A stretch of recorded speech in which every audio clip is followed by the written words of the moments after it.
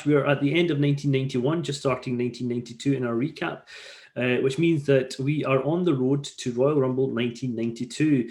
And as noted previously, we'll be doing a watch-along episode for the Royal Rumble 1992, and that's coming very soon.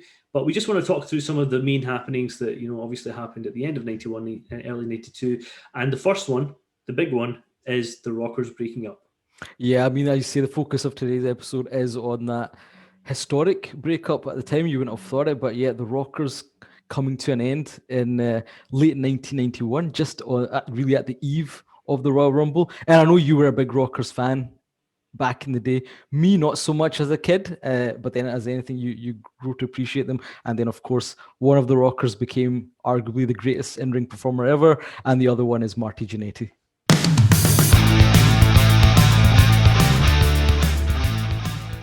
So the Rockers as a tag team joined WWF, late 80s, but they'd been around for a number of years prior to that.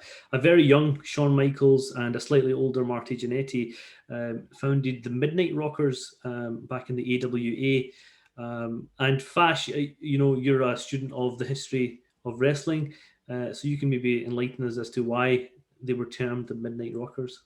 Yeah, so as many will remember, there were two kind of mainstream tag teams at the time outside of WWE, and they were the Rock and Roll Express and you had the Midnight Express, and there was a big feud between these two teams over the years. So in the AWA, when Vern Gagne, who was the man who ran AWA, found these two youngsters, he thought he could leverage the popularity of those established teams, and he thought, okay, you've got the Midnight Express, you've got the Rock and Roll Express, I'll call these guys the Midnight Rockers. And that's how their name was incepted and the kind of story behind that. And as you say, they were in the AWA for about a couple of years, from 1986 to 1988. And then Vince McMahon came calling because, in the 80s, the WWF tag team scene was actually outstanding, but they were looking to continue to add to that and different styles. And when Vince McMahon comes calling, you end up taking the call and you end up moving.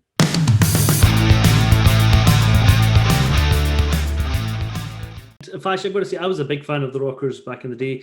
When they came into the WWF, they were like a breath of fresh air. They wrestled in a different manner, I think, to many of the tag teams. They were, a little bit more high flying. They did a lot of tag team maneuvers together, and they were sort of young and just a very popular tag team, I think, with the crowd. But that didn't necessarily translate into success in the ring in terms of titles. Technically, they are, or aren't they, one-time World Tag Team Champions? Yeah, so in 1990, the Rockers got a title shot against then tag team champions, the Hart Foundation. So you can think of this as the first title match, really, between Bret Hart and Shawn Michaels. And the Rockers actually won this 2 out of 3 falls match and became the tag team champions. But unfortunately for them, during this match, it was taped for television. It was a 2 out of 3 falls match, as I said. And during it, the top rope actually broke by accident. Now, the teams finished the match. The Rockers won the titles. And actually, the Rockers defended the titles as well a few days later against Power and Glory. But because the actual viewing back of the match was a total mess, Vince McMahon decided to just ignore the title change, and he informed the Rockers that you actually aren't the tag team champions, and the belts just went back to the Hart Foundation, and the title change was never recognized up to that point. Now, Shawn Michaels in his book has said that, the Hart Foundation essentially politicked their ways back into getting the titles. Other rumors at the time were that Jim the Anvil Neidhart, for a short period, couldn't come to agreement with the WWE, so they had fired him, and then they wanted the title change. But actually, within the days leading up to, the aftermath of this, they were able to come to terms. I've not really heard that elsewhere, and I'm not so sure that's true, but I think it's more just the fact that Vince saw the match and he just decided to change his mind. But this can be seen as the first, maybe the initial fire that was lit between Bret Hart and Shawn Michaels in terms of what would be one of the most legendary rivalries. But yeah, I think since then, WWE is kind of recognizing this title change. Certainly, they've shown footage of it in the past. And when Marty Jannetty returned to the WWE in 1995, they did show footage of it. So it's one of those ones in history where, people talk about it quite a bit. But I guess, I don't know what your view is. I would probably say it's not a legit title victory, given the Hearts then defended the titles against others, and there was a whole sequence and chain of events after that. Yeah, maybe not legitimate, but I feel that they probably deserved a title win at some point over their. Well, let's maybe talk about that then, because as you said, they came in with a different style. So the NWA was very different. They had these kind of teams, as I mentioned, such as the Rock and Roll Express, the Midnight Express, but in WWE, it was really the Monsters and, more technical wrestlers, which were kind of slower in their pace. So the Rockers were these kind of high flyers in a land of giants. And, between their kind of late 80s run to 1991, they were the most exciting. We've spoken about the Royal Rumble 91, where their opener with the Orient Express is probably the best Royal Rumble opener, if not one of the best, and certainly one of the best tag team matches up to that point in WWE history. But it was always, they were the nearly men, because maybe it was the Land of Giants, so they were kind of the team that lost to the heels that were then going to take on the tag team champions. And I think because there were so many babyface teams around that time as well, initially Demolition, the Hart Foundation, and then the Legion of Doom came in, that, Vince probably didn't buy them as tag team champions in that world of giants, which did then essentially, I guess, create some frustration for Shawn Michaels and Marty Jannetty, and, will lead into the events that we're going to speak about. Yep. I mean, we'll fast forward a little bit. There's a lot of history with the Rockers, but the main thing that everybody really remembers them for is the breakup, and that happened started happening towards the end of 1991. So we discussed off air, Fash, in terms of what we remember the first sort of sign being of some trouble in paradise for the Rockers. And certainly on screen, we think it was probably when they had a match with the Natural Disasters. During the match, Jimmy Hart gets involved. Marty Jannetty sort of chases him to the back, leaving Shawn Michaels 1-on-2 against these two monsters in Earthquake. Talking about Land of Giants, these two exemplified that. So he certainly takes a beating off them, and he's completely out of it, and they require a stretcher to take him out. He refuses the stretcher, but this is sort of the starting point of this. This niggly feeling that something's going on with the Rockers. Obviously, Marty Jannetty not there to save Shawn Michaels from this beatdown that he got. Shortly after that, we've got a couple of sort of, and the way they did it was actually really smart, I think, for a sort of mid-tier tag team. They spent quite a lot of time and quite a lot of build-up in doing these things in a way that they weren't so obvious, but slowly but surely they started building up. So soon after that, we had a tag team match against a pair of jobbers where Marty Jannetty's in the ring. He's looking for a tag out to Shawn Michaels, but Shawn Michaels is distracted by talking to somebody in the crowd. Marty, it's a girl in the crowd, isn't it? It's a girl, obviously. Yeah, he caught his attention. Yes, and Marty gets into a bit of bother, but eventually it comes through and gets the win. Shawn comes in to celebrate, but Marty's not that happy with his professionalism, let's say, and he sort of walks off. Yeah, as you say, it was very subtle, and at the time, I think we're kids, but you could see that Shawn Michaels' behavior was changing. So I think once they announced the Survivor Series match they had with them and the Bushwhackers taking on the Beverly Brothers and the Nasty Boys, in the few initial promos, Shawn's acting exactly the same. But as they move towards the event, you can see that he's kind of just focusing on himself. Everyone else is doing the usual Survivor Series promos, and he's kind of talking about himself more and not looking that interested. And as you say, the Natural Disasters match, the match against the Jobbers, and then there's another one to build this even further as we get towards the big event. Yep. So exactly as you say, Shawn's sort of what he's saying outside of the ring manifests itself inside the ring. There's a tag team match, and he wrestles it solely himself. Marty wants to be tagged in, but Shawn's like, no, I've got this. And he, wins the match in a couple of minutes, and again shows off to the crowd. Wants to celebrate with Marty, but again Marty's not happy with his behavior and sort of storms off. And Shawn's like bemused, like what happened. Very early signs of a Shawn Michaels that on screen is who we then came to see in the sort of mid '90s to late '90s. As that character. And then let's go into Survivor Series 91. Fash, we covered this in our archives, but let's just briefly touch upon what happens in their match. Well, that's the thing. I mean, as you were saying, it's these subtle heel type, behaviors. And, going into this, the WWE magazine ran a little article as well. And, it used to be a bit delayed, but it was in there, is there a problem between the Rockers? And as you say, we go into Survivor Series and we went into detail on this, and you can watch the episode in the archives. But during the match, we spoke about the kind of comedy of errors around this. There's a bit of a miscommunication again between the Rockers. Marty Jannetty picks up Sags of the Nasty Boys. As he's doing that, Sags' legs kick Shawn Michaels, and Shawn Michaels gets rolled up by the other Nasty Boy, Knobs, and gets eliminated, and he's not happy about this. So now, you can see he's visibly angry at being eliminated, and the crowd's reacting to this as well, and Shawn Michaels walks out. As we mentioned during the episode on Survivor Series, what made this funnier was the fact that Gorilla Monsoon and Bobby Heenan absolutely ignore what's happened in front of them on the screen. So Shawn's clearly been eliminated, but they then start talking about Shawn Michaels walking out on Marty Jannetty. So I don't know if they had swatted up on a different storyline, and they keep majoring on this even after the match is over. They talk about how Shawn Michaels walked out on Marty Jannetty. So obviously a miscommunication there, but they're also planting the seeds about, there's major issues here. And, Shawn's not really there for his partner, even though in this instance, it was Marty's inadvertent error, which gets Shawn eliminated and hits his ego. And it's interesting that Shawn's reaction here is very strong, whereas Marty's reactions prior to this were sort of mild, almost in comparison. And again, it just goes towards the relationship that's being shown on screen. Post Survivor Series 91, there are a further couple of smaller incidents that happen. One with the Nasty Boys. Marty Jannetty rolls up one of the Nasty Boys for the pin. Shawn Michaels doesn't quite see that, and he sort of reverses the pin by mistake, and the Nasty Boys pick up the win. And a further couple of incidents with the Beverly Brothers as well. And in each case, what tends to happen, the Rockers lose the match. Post-match, they get into a heated argument in the ring, maybe a bit of shoving, but one of them will end up sort of getting angry and stomping off. And then we come to a couple of big moments between the Rockers where things really escalate to a new level and eventually lead to what we're going to talk about in a few minutes. The first of these is a match between Shawn Michaels and Ric Flair, a very early match between the two. We obviously know they would face each other much more later on in life. This was actually requested by Shawn Michaels specifically. He wanted a one-on-one match with Ric Flair. He wanted to learn from, obviously, the master that had just joined the WWF.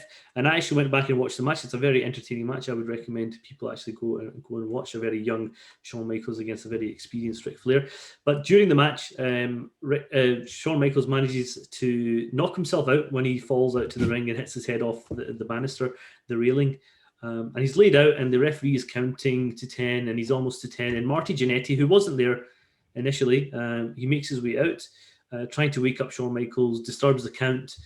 But Shawn Michaels still out of it. And for some strange reason, Marty Jannetty thinks, well, I've got a knocked out guy here. I'll just roll him back into the ring and he'll wake Marty up. Jannetty's such a goof.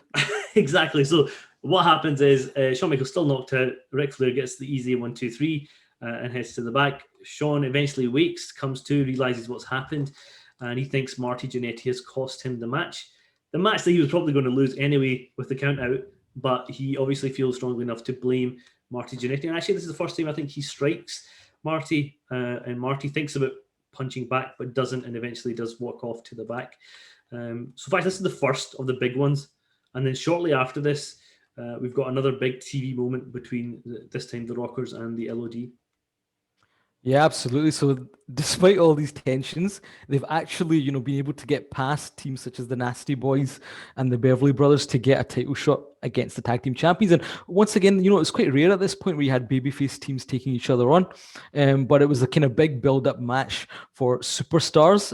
So, you didn't really get big matches on the syndicated TV shows at the time. This was before Monday Night Raw and SmackDown. But it's a big opportunity for the Rockers, and it seems like, okay, maybe they're back on the same page and they're going to give it a go against the LOD. And actually, it's another really good match. I don't know if you've seen it recently, but, it's good because, see, Rockers always brought a lot, and actually LOD gelled pretty well with them here. But as if you're following the story now, you kind of know where things are going to be going.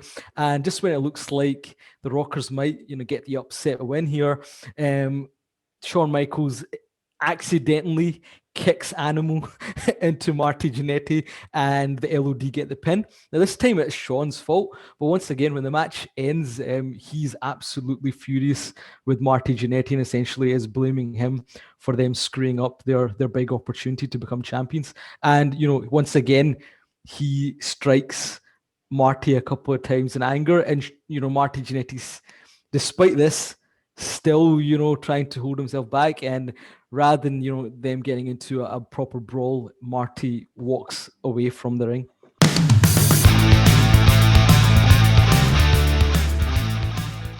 In fact, this leads us to one of the most important and most memorable moments that I think all wrestling fans of this era will certainly recognize. And that is the Barber Shop, with the Rockers appearing, hosted obviously by Brutus the Barber Beefcake.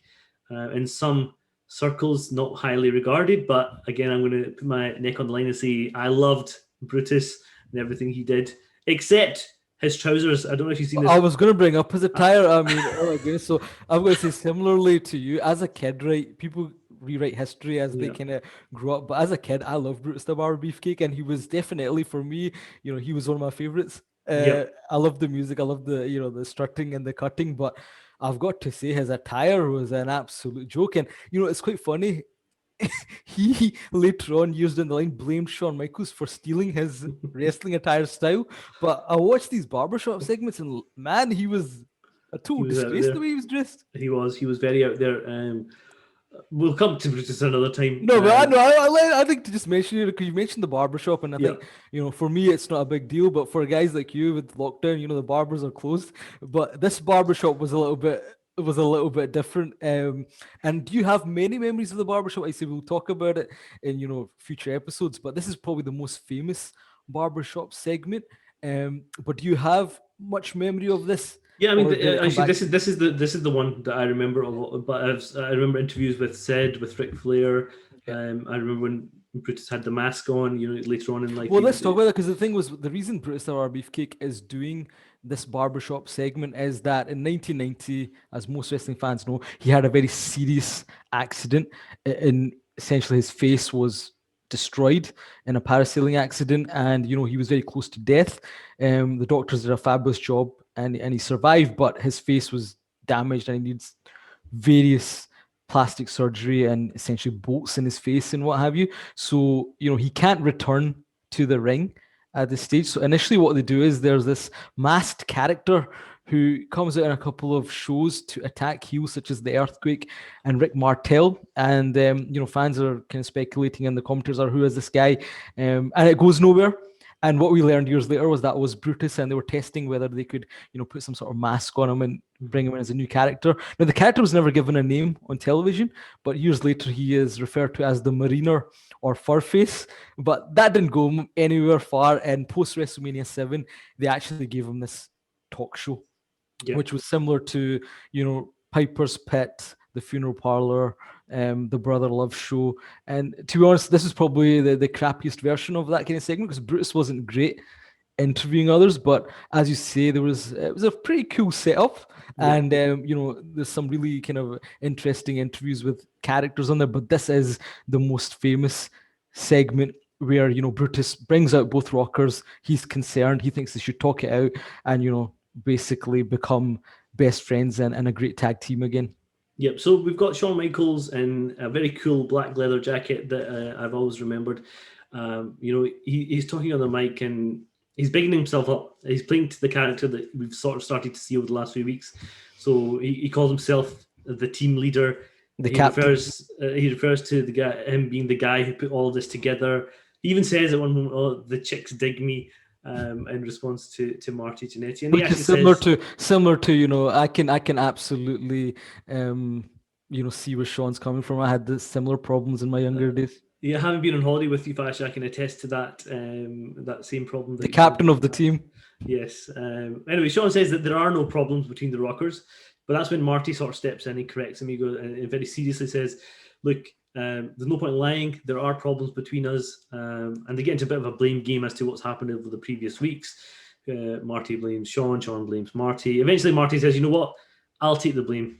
The good guy that he is, he says, "I'll take the blame. and he just wants things to work out. He's like the big brother, isn't he? And throughout this, Yes. he's trying to be the big brother to Sean's more aggressive, Yes, spoilt little brother. That's the kind of story they're indeed. playing. And he says to Shawn, "Well, look, I'll turn my back just now.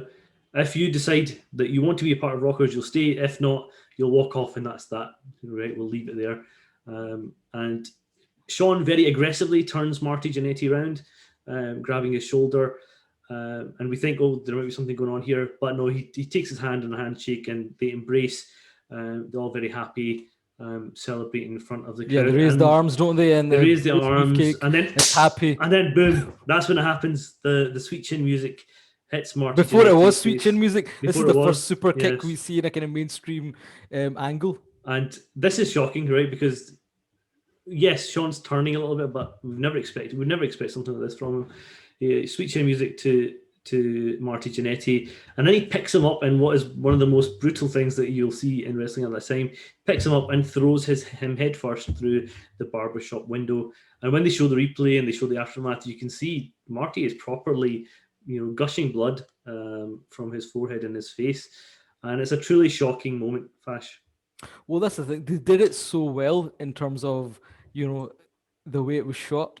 Because I say, obviously Marty didn't go through real glass. They would have used sugar glass or something. But the sound, the way it happened, it looked very real. And then obviously he's done a quick blade job, so he's bleeding. But they're not showing him, clearly, because obviously it's so horrific that they can't show it. So it's done. And as you say, the moment where he, super kicks him and then, grabs him by the head and then rams him through the window. That's something which, it would be extremely graphic today. And we've talked about this period where, Jake the Snake's doing some crazy stuff, the Undertaker's doing some crazy stuff. This was, once again, something which was dialing up, the aggression for what was largely a family audience. And, Bruce Beefcakes doesn't really do anything because he's scared about his face. So he's kind of, shocked. And, what I loved the most about this was the commentary. Yeah. And for me, in later years, you appreciate how good Bobby the Brain Heenan was, but his commentary throughout the segment, I think, is outstanding because he keeps kind of shifting between, oh, these guys need each other, they're terrible separately, and then as soon as, Shawn turns, he's like, oh, I knew he was going to do that, I knew he was going to do that. See, he doesn't need Jannetty. And then the funniest line is, something along the lines of, oh, Jannetty's such a coward, he tried to jump out of the window, which it's pure Bobby. So I would, encourage everyone who is watching or listening, go back and watch this angle. And, Bobby Heenan, this is the job of a commentator, right? Yeah. He just took it to the next level. So you got Gorilla Monsoon, who is really emphasizing how bad and shocking this is. And you've got Bobby Heenan being the classic heel, non-committal, and then once the deed's done, he's over the moon, and he's still trying to take digs at a bloody and broken Marty Jannetty. Yeah, I just want to mention a couple of quick things just on the segment itself. You mentioned Brutus. I actually look back and I think Brutus walks off the stage just before or as they embrace, and then for some reason he disappears for a while and then comes back after Marty Jannetty gets taken through the window. You would think, as the babyface that he is, that he would be there to stop anything like that happening. When did Bruce Bar Beefcake ever turn up on time to help another babyface? And I guess you went for his little cigarette. Well, it was usually Hogan saving him, wasn't it, on every occasion? But he probably went for a little cigarette break, thinking that was it. And then suddenly, he hears his glass breaking. And knowing Brutus, he's probably more worried about having to pay for that glass than Marty Jannetty's face. Yeah.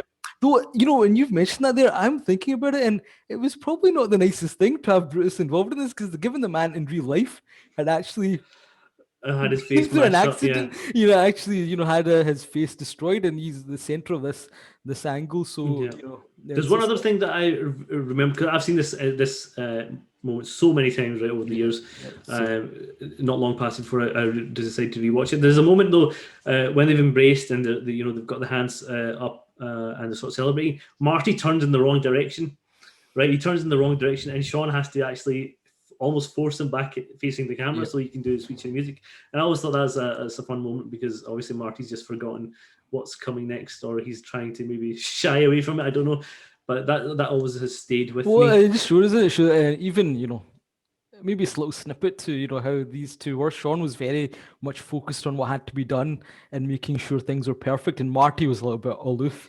Well, that's what I just want to in his career, and that was maybe a little snippet into that.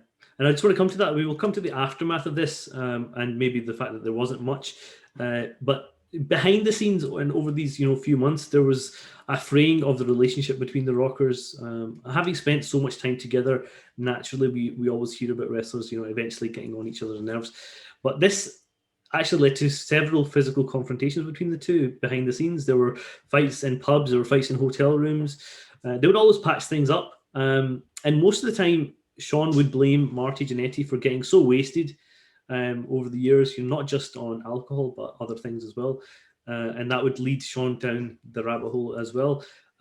So Shawn puts a lot of blame on Marty Jannetty over these years, because Shawn was actually several years younger than Jannetty was. And through his influence, obviously, has suffered maybe around this period. But that it led to Shawn actually specifically asking Vince and WWF Creative to split them up and go solo. Because actually he was a little bit more professional, let's say, when it came to off-screen stuff than Marty was. Marty was very much, a party animal, couldn't control himself. You say that, but I guess, I think, the Shawn Michaels that we know and the Shawn Michaels that would emerge from this,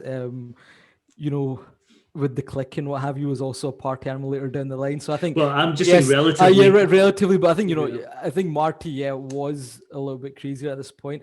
I think Shawn just wanted that, solo push, which, makes sense. He thought he was extremely talented. History proves him right. And he just wanted to kind of separate from this. Whereas Marty was more, why do you want to break up the team?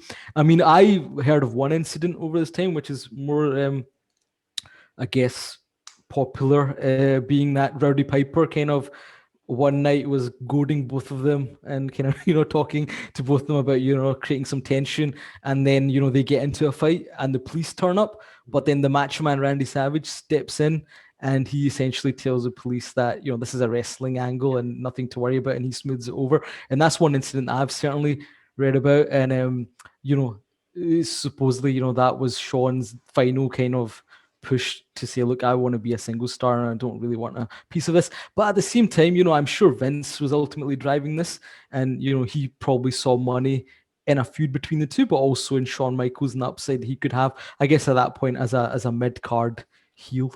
Yeah, and let's just come to the aftermath very briefly, Fash. The issue was we never got a full blow-off to this. Marty couldn't wrestle in the Royal Rumble because of what happened to his face. There was supposed to be a match between the two eventually at WrestleMania and a big build-up to it, but Marty, the loose character that he was, gets himself fired and released from WWF. And so the payoff actually doesn't come till later on when Marty rejoins the WWF.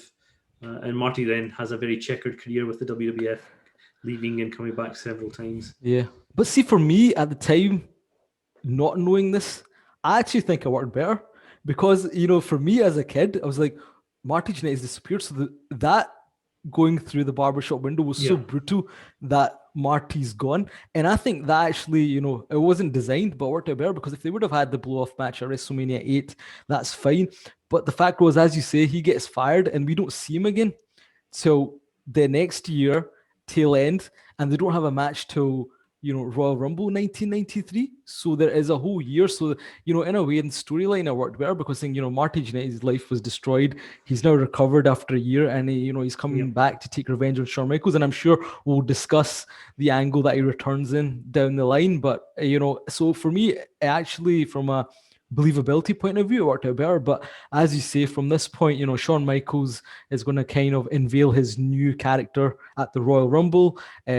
Marty Jannetty is going to be in and out, and I think we'll have to do some sort of count between how many times he was hired and fired compared to, say, a Jim Neidhart and a few other characters. But Marty really would come and go, whereas Shawn obviously is going to reach new heights. I think one thing I just want to bring up here, though, before we close off this historic angle, is, for me, there was something here where Marty let himself down as well, or WWE let him down.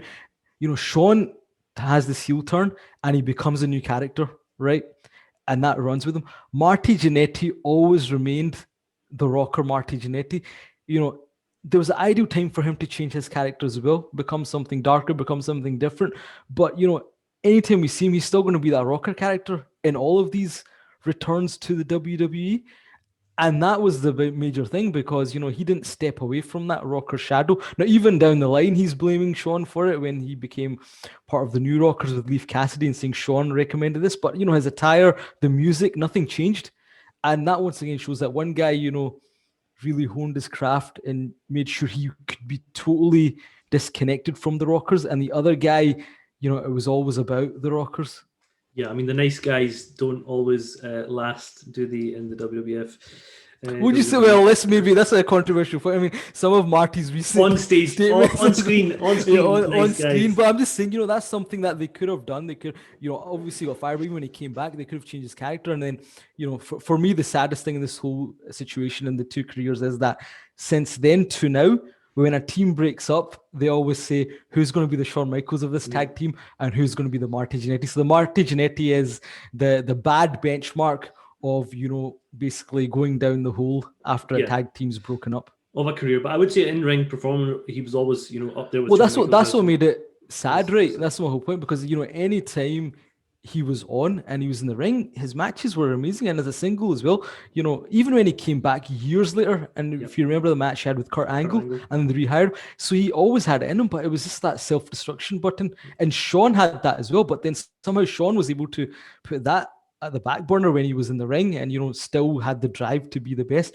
whereas Marty couldn't control it. So I say in-ring perform amazing, and that's what makes it a shame when people say, are you the Marty Jannetty of the tag team? I know you've been referred to the Marty Jannetty of our tag team in the past, and that's what makes you really angry, and that's why we do this show separately in different locations. But the point is that so much talent, but self-destruction, and also I think a lack of interest from WWE when he's brought in. They never really went out and did a lot of development work for him. Yep. So there we go. The breakup of the Rockers, one of the most important sort of things that ever happened in the wrestling business, because it led to Shawn Michaels' singles career, and we know what a performer he would be, Mr. WrestleMania, as they call him. So Wax, it was great reminiscing about one of the greatest angles and tag teams in WWE history 30 years ago, but still as amazing today as it was then. So we'll close off this episode.